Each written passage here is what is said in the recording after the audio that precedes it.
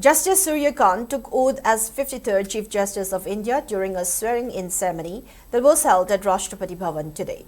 President Draupadi Murmu administered the oath to Justice Surya Kant, who will remain in the post for nearly 15 months before demitting office on February 9, 2027.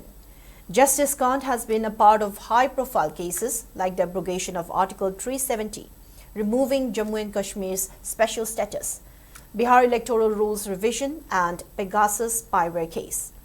Born on February 10, 1962 in Hisar district of Haryana, Chief Justice Surya Kant had also served as Chief Justice of Himachal Pradesh High Court and rendered several significant judgments during his time at Punjab and Haryana High Court.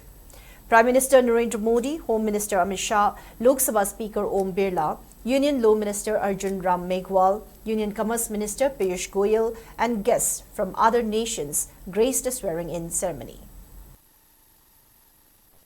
कि मैं विधि द्वारा स्थापित भारत के संविधान के प्रति सच्ची श्रद्धा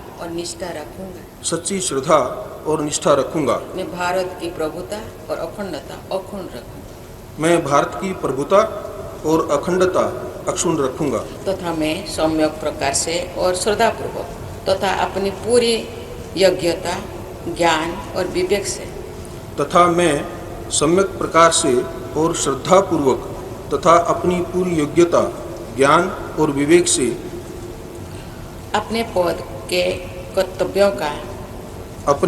कर्तव्यों का भय या पक्षपात, अनुराग या द्वेष के बिना पालन करूंगा।